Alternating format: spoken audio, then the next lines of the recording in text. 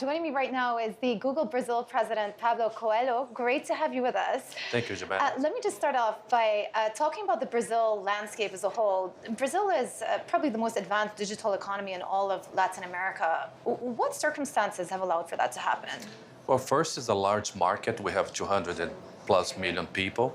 Second, it's a country that has suffered through inflation until the 90s, which drove a lot of the automation, and then the technology was employed to make sure that people would make the most out of their money, be that the financial sector or users. And third, because Brazilians are extremely entrepreneurs and they like technology. And we have a case with Google, Joumanna. Google has been around for 19 years, and our platforms have a very good relationship with Brazilians. What role do you see specifically for Google in terms of driving the digital transformation right now in the country?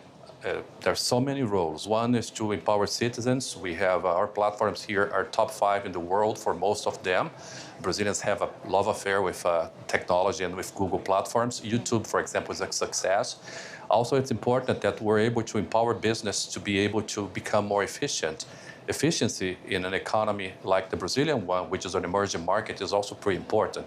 And we have now Brazilians very eager to adopt AI as the next wave of technology, and they're very optimistic about the use of AI.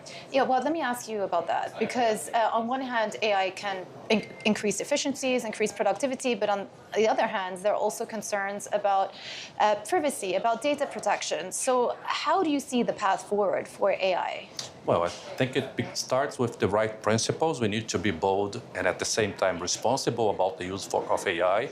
Google has adhered to the ethical principles of AI utilization, which is important. And third, very important, is to have a dialogue around society to make sure that regulations are in place, but in a way that they are discussed with the society. We have the Brazil Marco Civil, which is the Internet Framework Bill. It's now celebrating 10 years of existence, and that was a very good example of how to conduct a process to create regulations. We involve the society, we involve businesses, developers, politicians, and we get to the best model in such emerging technology. Well, there was a high-profile case recently in Brazil of a tit-for-tat that went on between Elon Musk's X platform and the Brazilian regulator over concerns about dissemination of fake news and of hate speech. Specifically, what is Google doing to combat the proliferation of all of that, of hate speech, of disinformation, of fake news?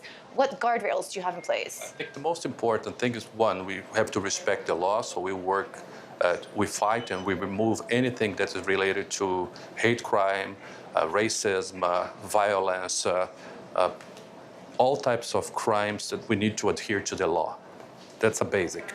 Then we have platform rules, and then we invest in good content, quality content. We have partnerships in Brazil with more than 175 publishers, because good content needs to go up to be able to show that we educate consumers, we help consumers to get the best out of the platforms. Bad content needs to either be deprioritized, or in cases where we see reason and justice sees reason, we remove that. Let me just ask you, at the group level, the Department of Justice in the US has launched an investigation into Alphabet's practices. There are concerns that one of the ramifications could be an eventual splitting up of the company due to practices that are put in place. What is your level of concern about that actually happening? You know, Joumanna, I'm not in a position to discuss the global rules. I'm responsible for Brazil, but I think Google has declared quite well. It has put in blog posts all the information about this.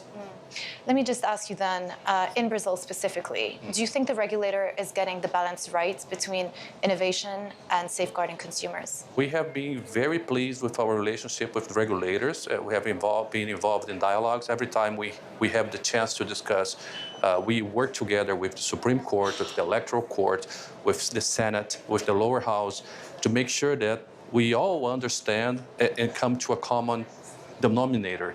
This is important because this is new, and we need to make sure that in a way we get the responsible approach, but we do not castrate the ecosystem of innovation and development, which is so important in Brazil. Let me finish that by saying we have Google has helped with a campus that we have in Sao Paulo for the last 8 years. We have accelerated 450 companies here. So it means that there is a very entrepreneurial group in Brazil, and we want to make sure it stays that way. Great. That's a good place to leave it. Fabio Coelho, the Google president over here in Brazil.